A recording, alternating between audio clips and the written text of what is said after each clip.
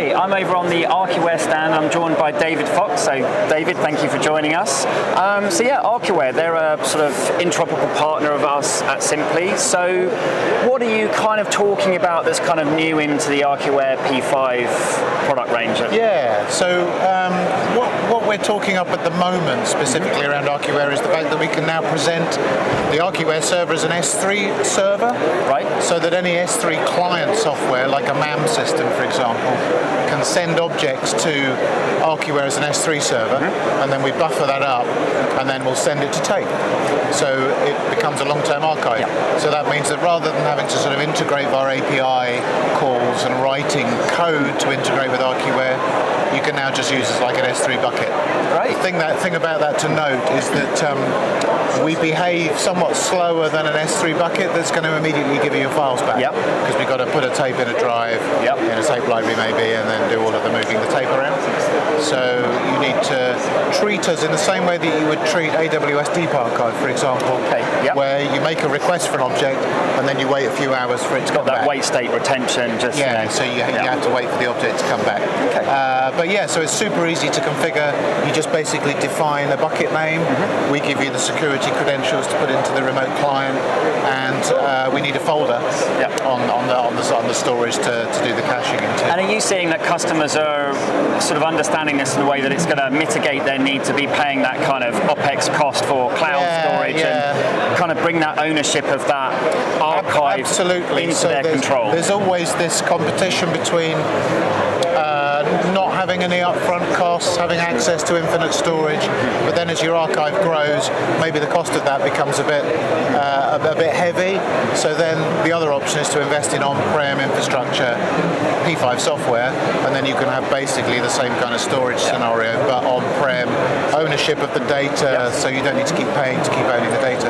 So yeah, some of our customers are happy using cloud, some of them are more interested in doing on-prem stuff. Yeah. And with the data mover element, which is another module that you can add into P5, you can kind of have the best of both worlds. So you could archive to on-prem tape, but also put a copy in the cloud. And I was going to say, you're having a lot more people now looking at you guys as that completely joined up solution of, okay, we want to write to an object store, we want to write to the cloud, we want to have our tape copy, we're wanting to use these different mediums, we're not throwing all our eggs into a cloud basket. Yeah, and everybody wants to be a bit agile and hedge their bets and kind of, maybe go with tape and then see how things pan out. So, plus people are looking at migrating from LTO 6s to LTO 9s, so they get that saving in the number of tapes that they need to look after.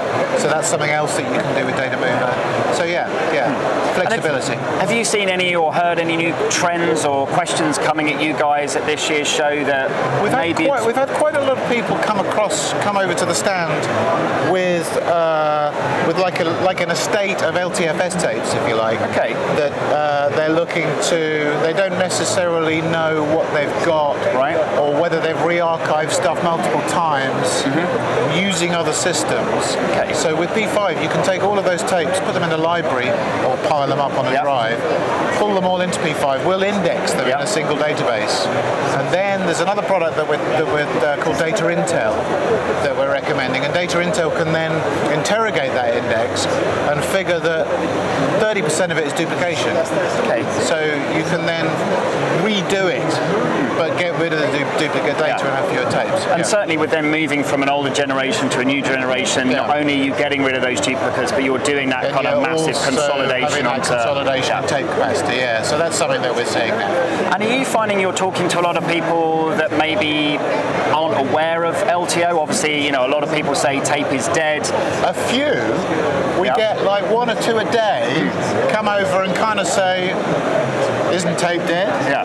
And then we might say, well, no, because we're talking to people all day about tape, blah, blah, blah. Yeah. And then we might say, have you got any idea what the capacity and speed of a tape is like? Have a guess. Yeah. And do you often find, actually, that's an interesting thing talking about the speed, that certainly a misconception that we come across all the time at Symply is people thinking that tape is slow. Yeah. And actually it's cumbersome and it's this, that and the other. But actually the speed and efficiency of tape is actually quite different to what a lot of people expect. So do you hear that too? And people are quite surprised when you say, I think everybody that's using tape appreciates the cost per terabyte, and that's why they're using it. Yeah. The people that come across that don't really, that are saying why isn't tape dead, they don't have any realistic expectation of the speed and the capacity.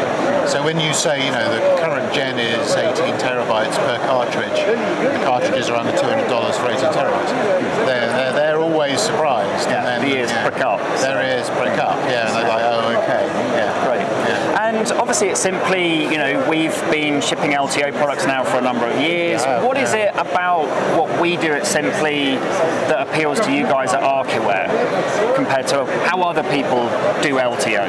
Well, a lot of our customers are running P5 on a Mac, which is maybe kind of surprising because an LTO drive is quite a technical IT kind of piece of, and a Mac is a bit more cuddly. Yeah. But I think people are comfortable with Macs, so the fact that the Symply drives have got Thunderbolt interfaces on, that's a big one, and the ease with which you can get it going. Personally, I like the industrial design and the quality of the enclosures. They're the nicest drives that you pick up and handle. They're quiet. They're just a bit nicer made than everything else that's out there, I would say. That's good to hear. They're not black. Yeah. And now that we've back at IBC last year, we announced our Ethernet-enabled LTO. I know we've kind of done quite a bit of joint marketing with you guys around the proposition that offers. Are you finding that customers are understanding the benefits now about that? It takes a bit of explaining to people, but I think when people have already got 10 gig Ethernet fabric throughout the building, throughout the facility, then they realise that putting the LTO drives on that gives them a level of flexibility in positioning drives maybe that they're archiving to or getting ready to dispatch tapes. Being able to physically locate the drive without worrying about the cabling is quite a big one. Yeah. Fantastic. Well, thanks so much for your time, David. You're welcome. Thank you for joining us, and I hope you have a good rest of the show. You too. Cheers. Thanks for your time. Thanks. Bye.